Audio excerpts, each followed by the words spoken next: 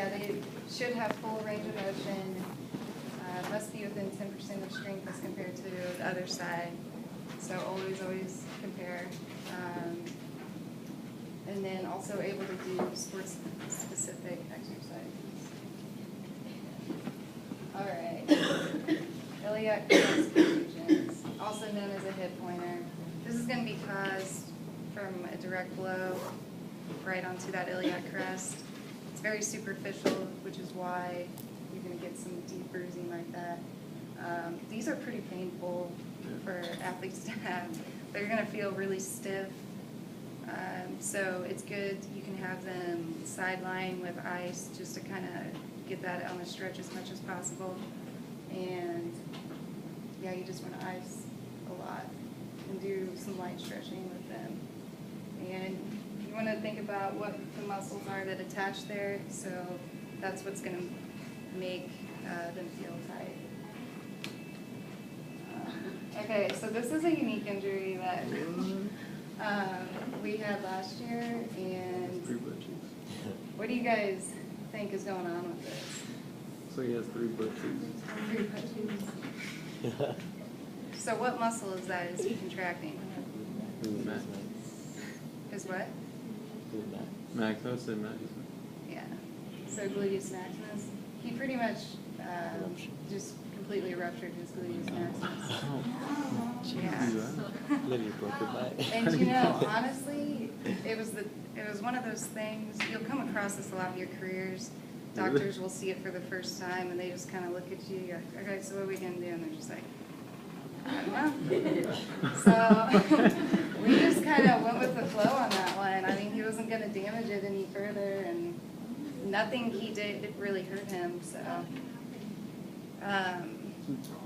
honestly, oh my God. Okay, it was the same game that he had a concussion in, and a really, really bad concussion. Oh, wow. So he doesn't recall like how it happened or when it happened, and so he had a bunch of stuff going on. But yeah.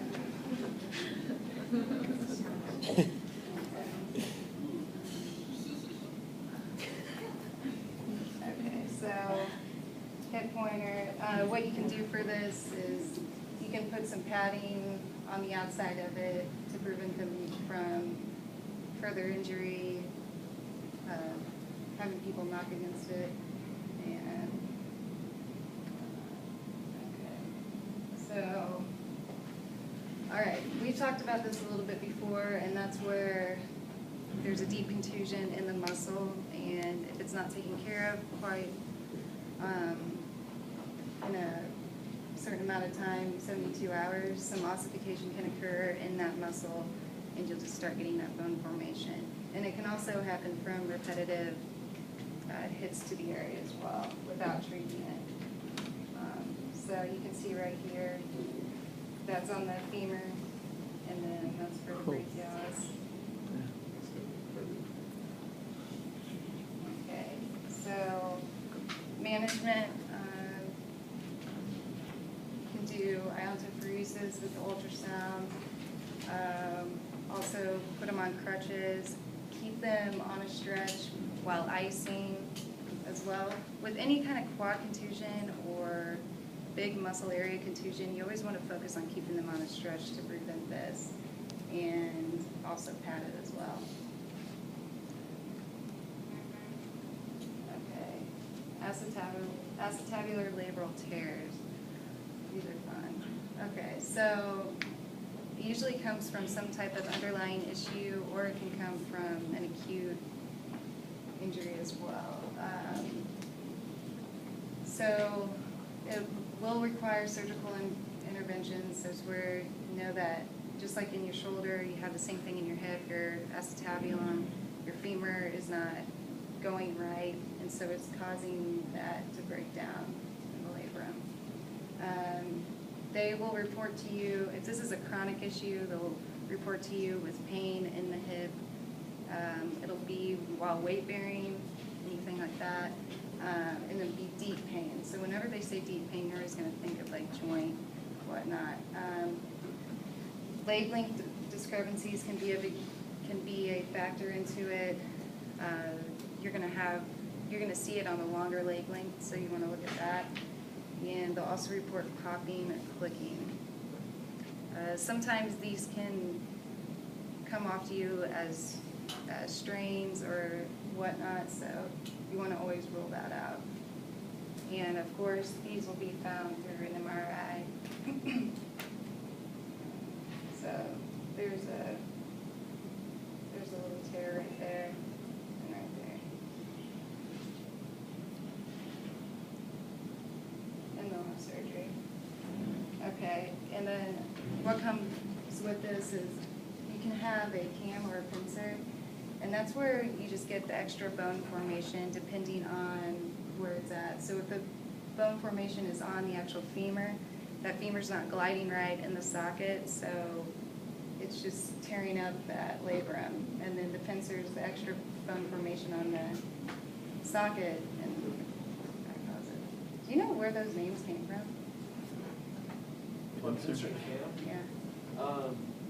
Cam is like a camshaft. It has to do Oh, with that's the why. elongation of the Yeah, cam yeah. positioning. And then pincers, because it pinches the It's pinched.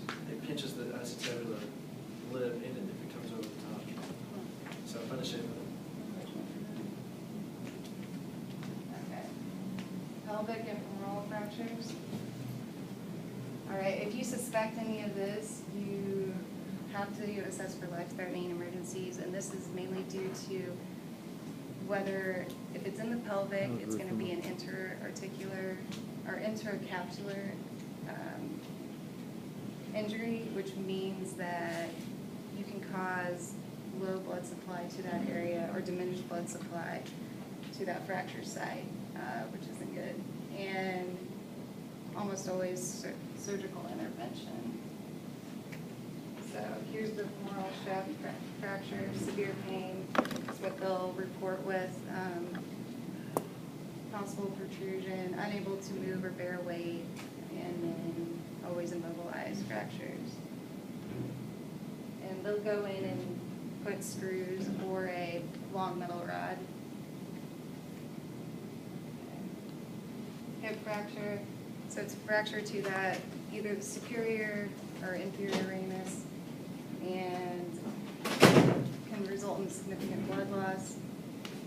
There's two different types of unstable versus stable, and so stable can involve either just the superior or inferior ramus, and if you're thinking about your anatomy, so it'll just be like one side or the other, and then the unstable is where you're going to also get that fracture in the sacrum or ilium.